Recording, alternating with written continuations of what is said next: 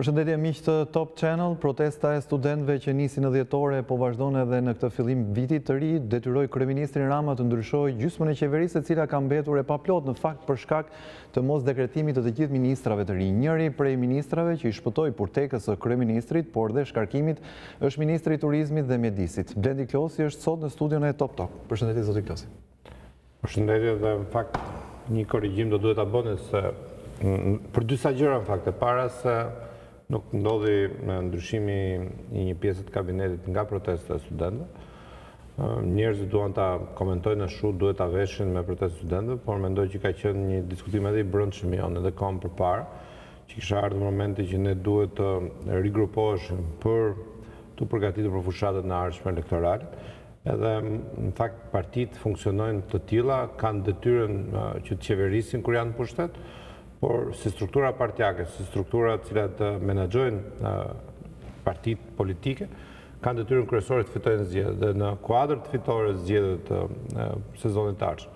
Por dhe për t'i dhënë një impuls të ri të gjithë qeverisë së vendit, edhe duke natyrisht kombinuar forcat e grupit me forcat e drejtimit të qeverisës, u bë ky ndryshim i qeverisë, i cili përkoi edhe me protestën e studentëve, e cila padyshim ka nevojë që të analizohet, diskutohet, të kuptohet se ndodhet, si ndodhet dhe se si po menaxhohet, por ama mendoj që duhet ta themi këtë dhe ta kemi të qartë që ndryshimet nuk erdhën vetëm nga momenti i studentëve. Ishte një moment që duhet kishte një reflektim dhe ky reflektim u bë edhe këtu ishte ndryshimi i dytë që duhet bëjë jo vetëm nga kryeministri, nga forumet drejtuesit të partisë, ne kemi bërë disa diskutime, disa mbledhje tona të brendshme, dhe pastaj ishte vendimarrja e forumeve të larta të Partisë Socialiste, Asamblesë Kombëtare, që me propozim të kryeministrit Rama mori vendim për të ndryshuar disa nga emrat të kabinetit qeveritar. Që ta krijojmë si bashkëbisedim dhe mos e ciklojmë si monolog. Juve në fakt jeni së bashku me ministrin e Shëndetësisë, dy njerëz të paralajmëruar që nëse nuk plotësoni ato detyra që kryeministri tha se ju ka ngarkuar, do të jeni në listën e të shkarkuarve të këtij fund viti që sapo lan pas. Çfarë detyrash janë këto për të cilat foli kryeministri, por ne nuk i mësuam? Detyra kryesore e ministrit të turizmit është që turizmi të ecë mirë në Shqipëri. Edhe në fakt kemi pasur një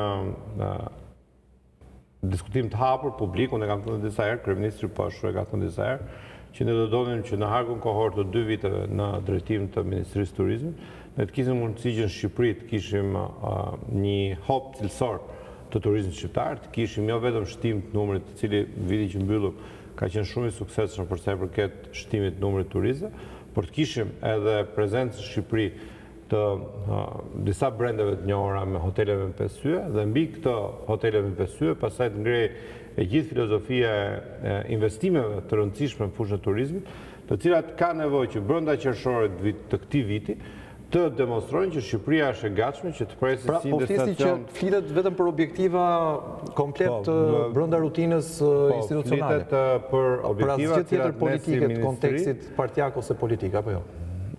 Po, padyshim që ne kemi dy funksione, pra funksionin e administratorit publik, drejtuesin e institucionit, dhe për këtë ne po flisnim, por padyshim unë kam edhe detyrën e drejtuesit politik të qarkut Berat, ku edhe rezultati apo pritshmëria apo mbështetja që na japin votuesit e Beratit do të jetë një indikator më shumë për gjithë secilin nga ne. Pra, ajo që tha kryeministri që nuk do doja të shpresha për atë, por me që ju më bën pyetje, do doja ta anashkaloja pra si pyetje, është që detyrat kryesore të institucionit që unë drejtoj është që hapja e sezonit të ri, pra maj qershori i vitit 2019, ta gjej Shqipërinë me më shumë kapacitet turistike dhe me infrastrukturë turistike. Ishit shumë shtërrues në përgjigje, por ndërkohë do doja të kthehesh edhe një herë tek normaliteti me cilin ju e trajtoni shkarkimin e gjysmës së qeverisë. Në fakt opozita tha, ose thot, ose e komenton si rënje të qeverisë.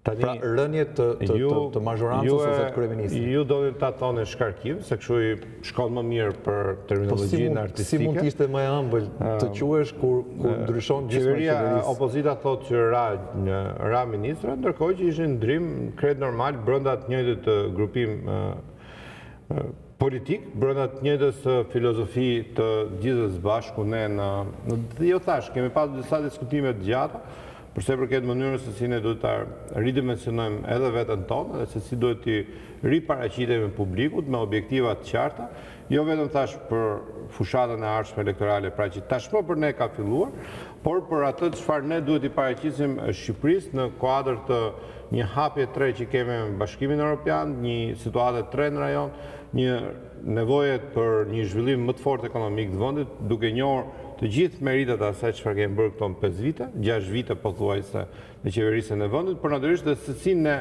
në 2 vitet e fundit të mandatit tonë të dytë të bëhemi gati si forcë politike që të shkojmë të ndershëm para qytetarëve në garën e ardhshme elektorale. Dhe e them këtë sepse duhet që fare qartë ne ta sqarojmë me qytetarët. Ne nuk kemi një forcë e cila nuk ka prodhuar kabinetet. Kemi prodhuar me 10 ministra socialistë, qoftë në qeverisjen tonë të parë, qoftë në qeverisjen tonë të dytë. Pra janë të gjithë kuadrët vlefshëm se partia. Unë vetë kam qenë një nga ata që ju thoni të shkarkua opozita të ra para zgjedhjeve ju e bëni si cikël politik normal këtë. Po është cikël normal. Por tronditja erdhi pas një proteste masive studentëve. Duhet të thënë edhe pranuar këtë gjë, sepse vetë kryeministri e pranoi. Ju ndodhi në këtë periudhë ku ka nevojë që po, në fakt, ne nuk e kemi mohuar që protesta e studentëve, por ama protesta e studentëve. Dhe këtu do doja ndaja 2 protestat, atë të studentëve dhe atë të opozitës që do duan që ta ngrenë edhe sot. Protesta e studentëve ishte një moment i fortë reflektimi.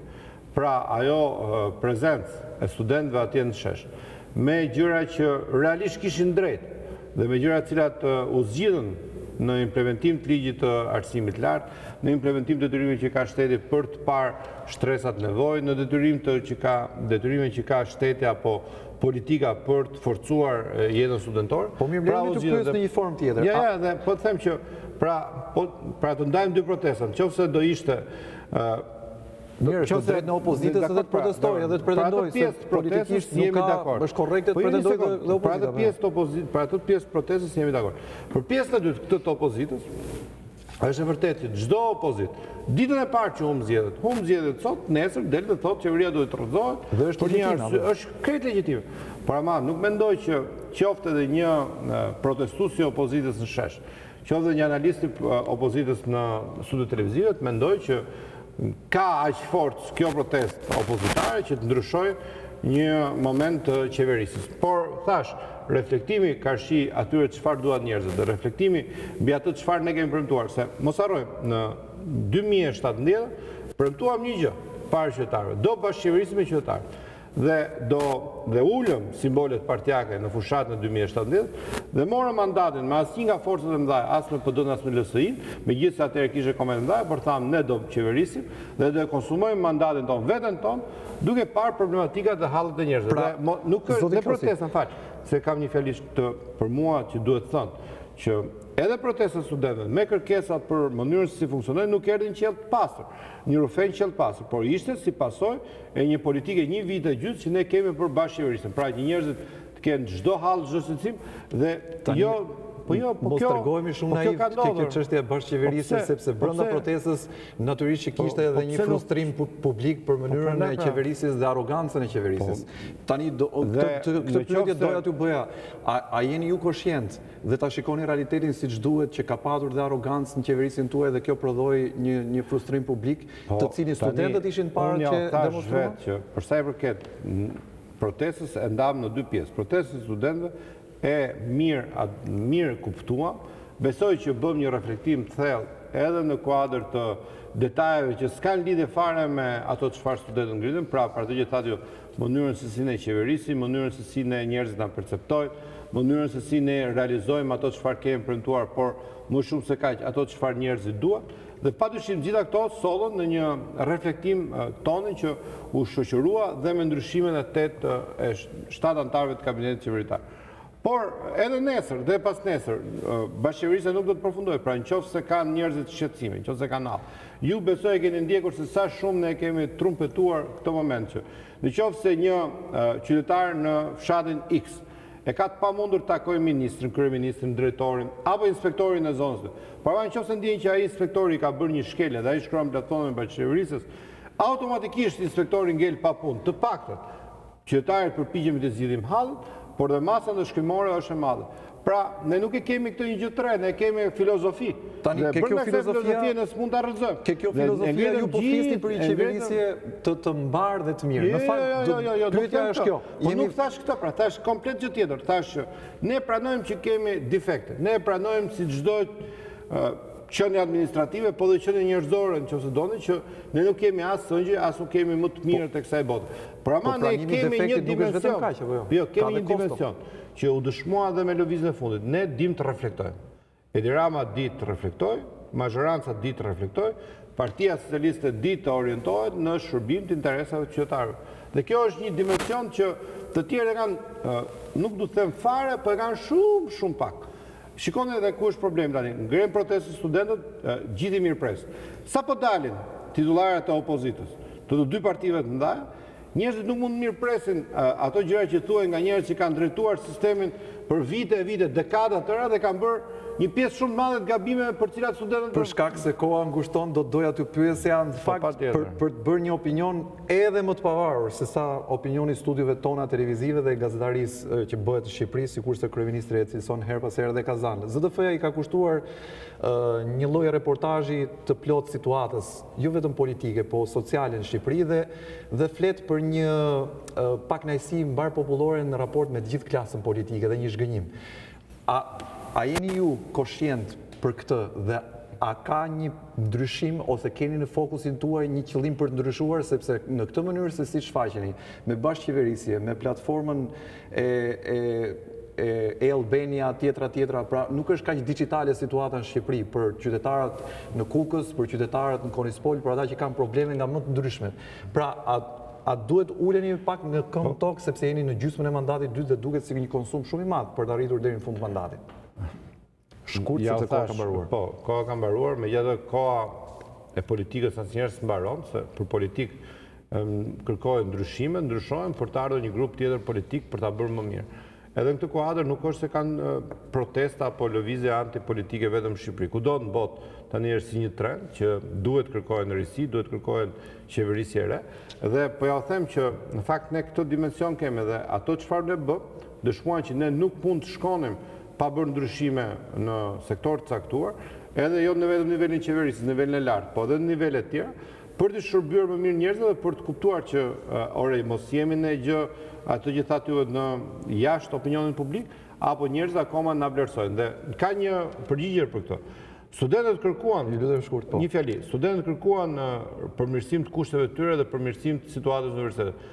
Por në gjitha rastet ju drejtuan Edi Ramës, ju drejtuan qeverisës Partisë Socialiste, sepse akoma kanë shumë besim që vetëm Edi Rama në dëshojnë. Mendojnë sikur të kthehen ata që kanë pas sistemin arsimor në dorë, dhe çfarë do të ndodhi? Dhe kjo në fakt është një sprov për opozitën në veprimin e saj politik. Ka përfunduar Top Talk. Faleminderit zoti Klosi, do kemi raste të tjera sigurisht për të folur së bashku. Ky ishte Top Talk për ditën e sotme. Shikim të këndshëm të programit në vazhdim bashkë, mirupafshim.